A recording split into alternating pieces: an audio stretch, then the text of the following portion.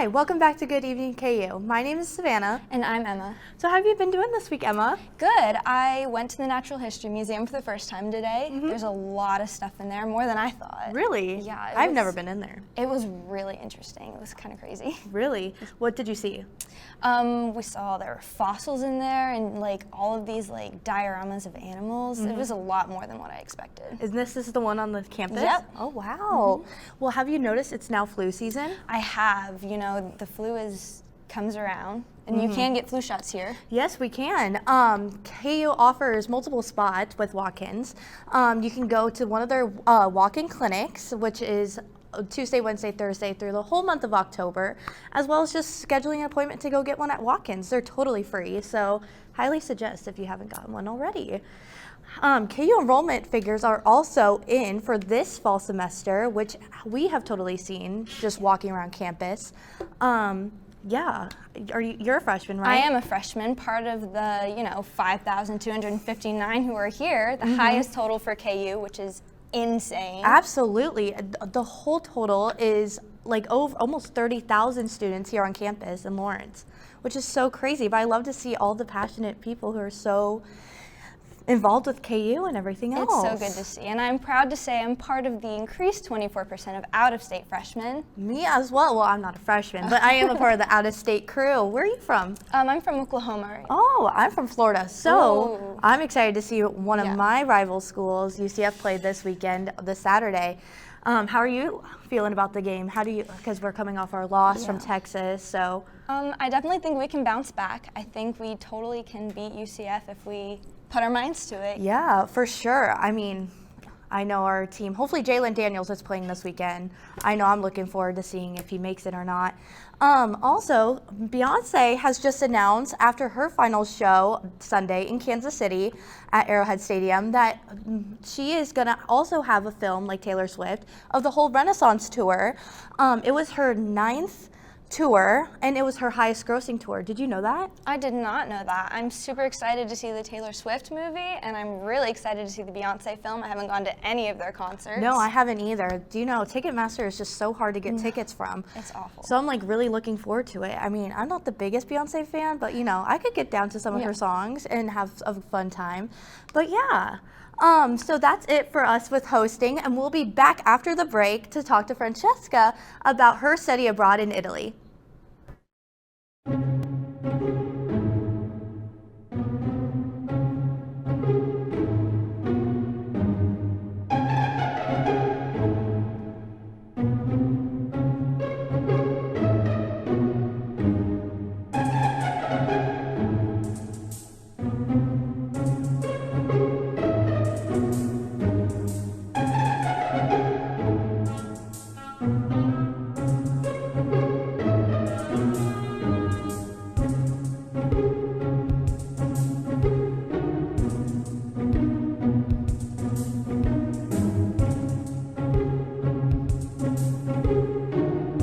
Three days later.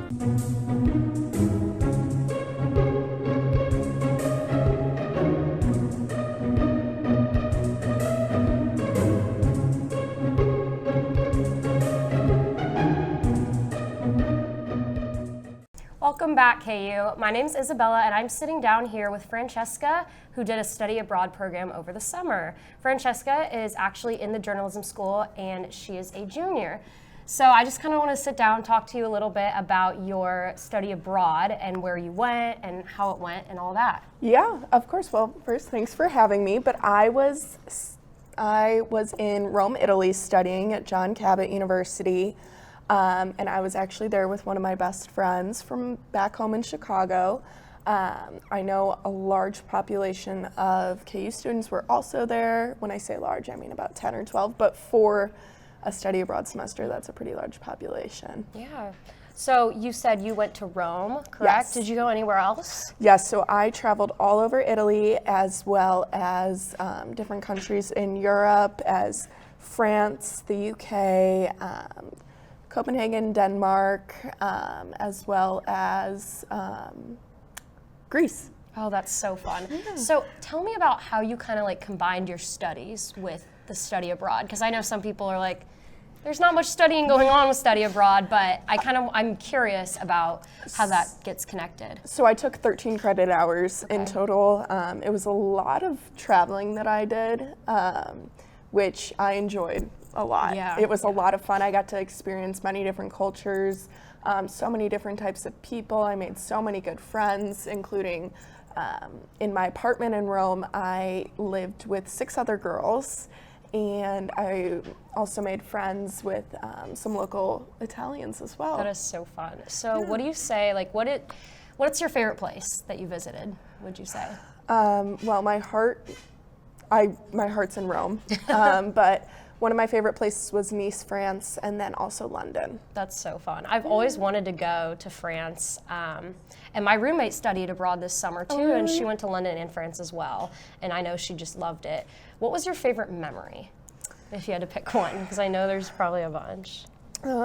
Probably, this is gonna sound cliche, but probably the people that I met. Yeah. Just everyone had a different story, everyone had a different way of living, and just everyone was so nice that I met, whether they were American or European.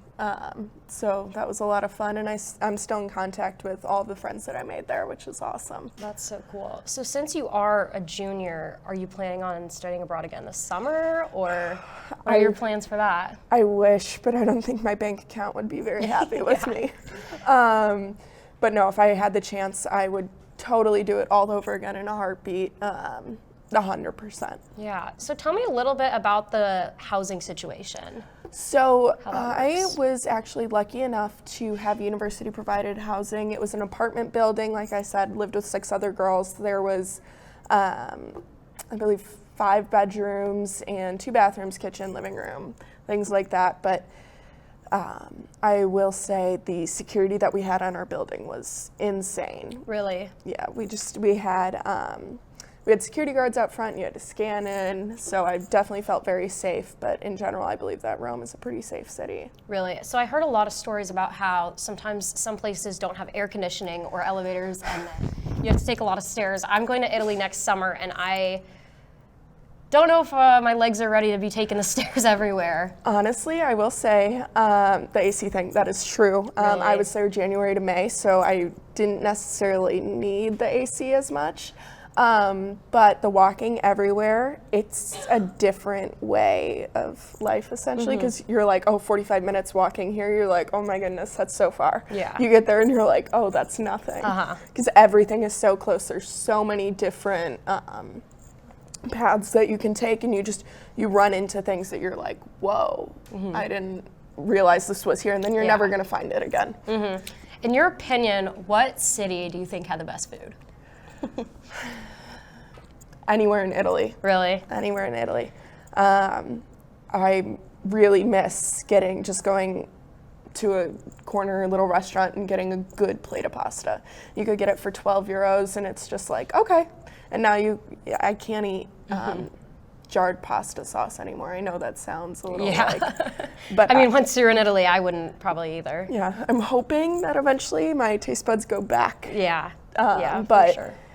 It's been a struggle making my own sauce. Awesome. Well, the last thing I'm going to ask you is, what's one piece of advice you'd have for somebody wanting to study abroad? Well, I'd definitely say do it, but just try to embrace every experience that's offered to you, because it's a difficult task, but if you just throw yourself into it and try to embrace it, you can do it. Great. Well, thanks so much, Francesca. All right, we're going to take a quick break, and we will be back with news and sports.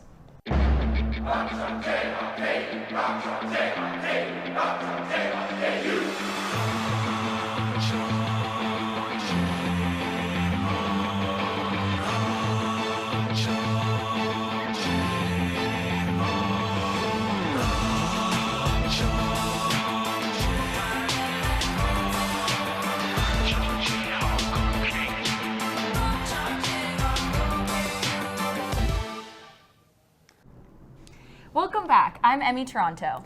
And I'm Mariana Medina. This is your Good Evening KU News Update. Hardline Republicans were not happy with House Speaker Kevin McCarthy. He was officially removed from his speakership this afternoon. Representative Matt Gaetz told CNN that he intended to file a motion to remove McCarthy this week after a last-minute spending bill was passed last week. The hard-right faction previously said that any attempt to press a spending bill by relying on Democratic votes would cross a red line, which would prompt the removal of the Speaker from his leadership position. The final vote was 216 to 210 in favor of his removal. A federal agency is suing the restaurant chain Chipotle for religious harassment after a Kansas manager ripped off an employee's hijab in 2021. The Equal Employment Opportunity Commission said that the manager asked to see the employee's hair. After refusal, he grabbed and forcefully removed part of the hijab. According to the Associated Press, the lawsuit claims that Chipotle violated federal civil rights laws, which protect employees and job applicants from discrimination based on religion, race, ethnicity, sex, and national origin.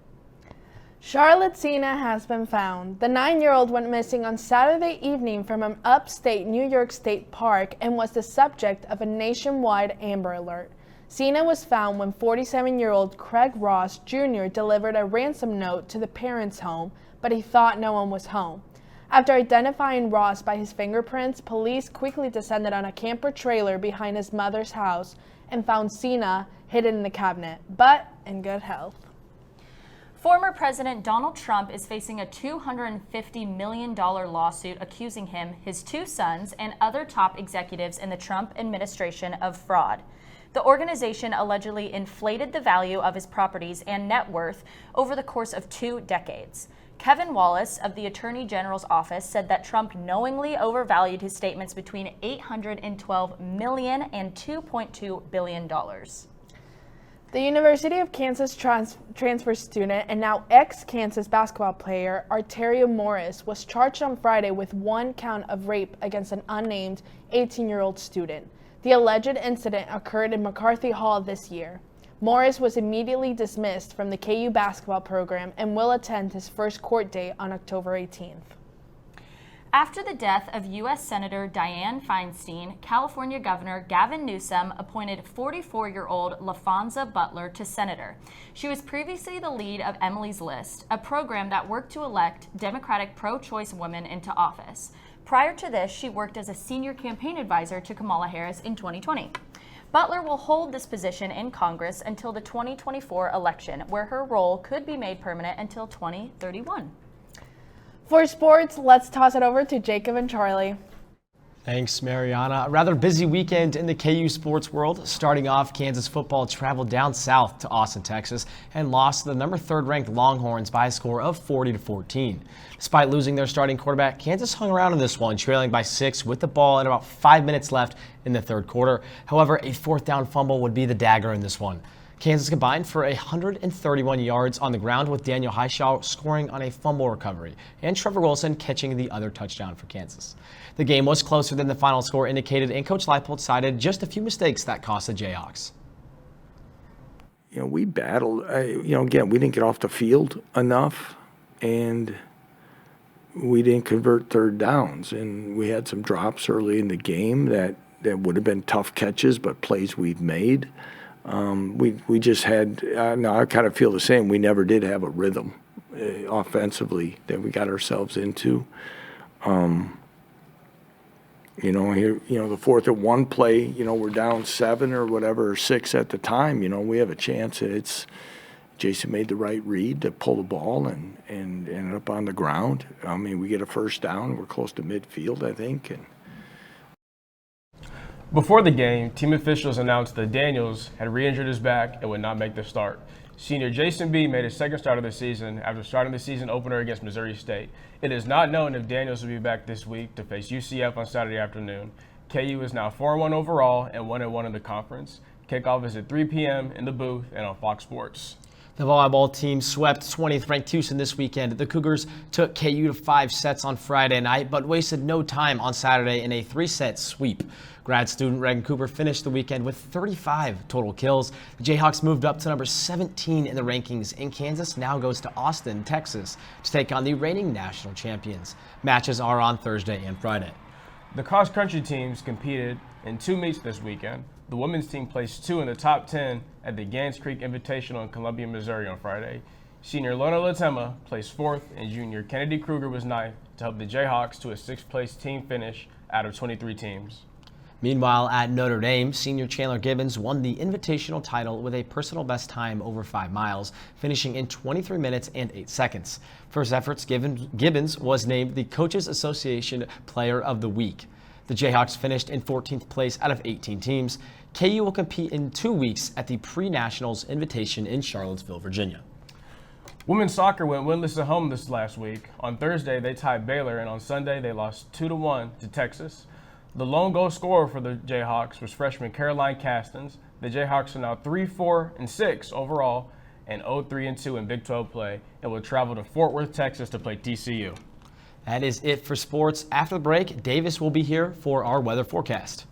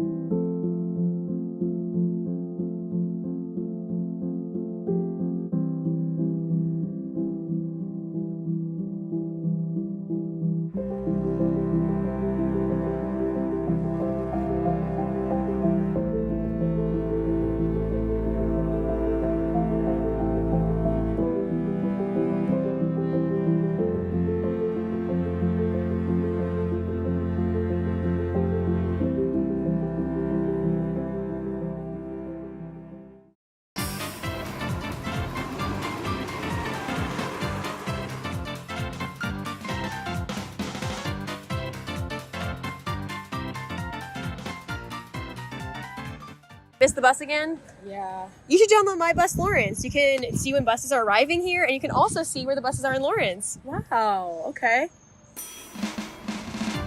Download the My Bus Lawrence app today. Well, good evening, KU. Taking a look outside right now. It's over the Lawrence, Kansas campus. We can see right now over the stadium, and it's sunny. Our current conditions right now, it is 78 degrees. We got northern winds coming in at 11 miles an hour with a humidity of 44%. So we're comfortable.